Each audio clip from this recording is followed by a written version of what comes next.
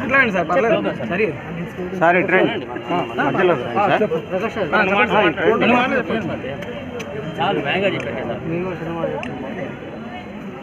రాండి సార్, రెండు మాటలే సార్. డాక్టర్ సార్ అందరికీ నమస్కారం.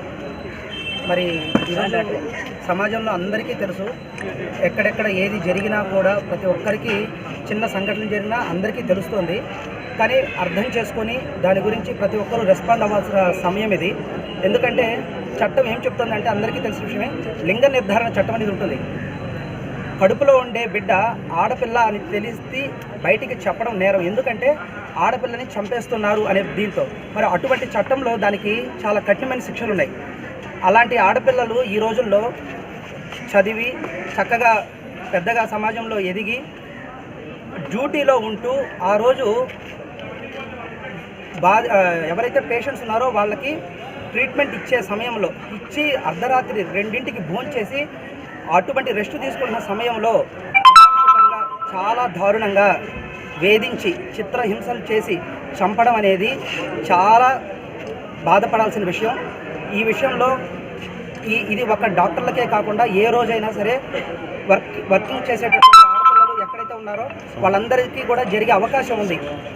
కావున దయచేసి ప్రజలందరూ కూడా మీ యొక్క సపోర్ట్ని ఈ ర్యాలీకి అందించి దీనికి జస్టిస్ జరిగే విధంగా మీ పత్రికల వాళ్ళు చేసేటటువంటి సపోర్ట్ మాకు చాలా అవసరం.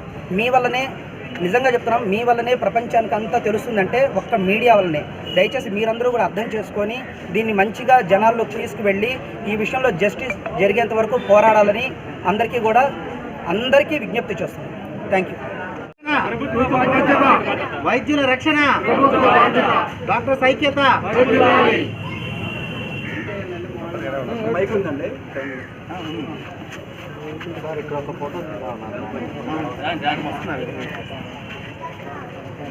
మనం ఈ మధ్యకాలంలో కలకత్తాలో ఒక హాస్పిటల్లో ఒక లేడీ డాక్టర్ పోయి అమానుషంగా రేప్ చేసి ఆ అమ్మాయిని చేయడం జరిగింది. మనం అందరం అంటే ఇది డాక్టర్స్ జరిగినా ఎవరికి జరిగినా మన ఇది అమానుషమైన చర్య, కావాలని చేసిన పాశవిక చర్యలాగా అనిపిస్తుంది.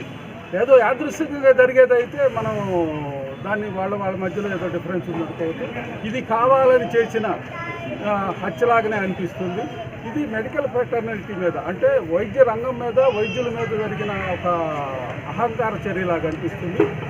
డాక్టర్స్కి మానసికంగా ఒక సెక్యూరిటీ లేకపోతే మేము వైద్యం చేయాలన్నా కూడా మేము హెసిటేట్ చేస్తాం. అది ప్రజలకే నష్టం అండి. మేము ఇక్కడ చేయగలిగే సత్తా ఉన్నా కూడా ఏమాత్రం అనుమానం ఉన్నా ఏం చేస్తాం మనం, ఇక్కడ కాదు మనం పైకి రిఫర్ చేద్దామంటారు. వేరే చోటకు పోతే వైద్యం ఖర్చులు ఎలా ఉంటాయో మీ అందరికీ తెలిసిన విషయమే.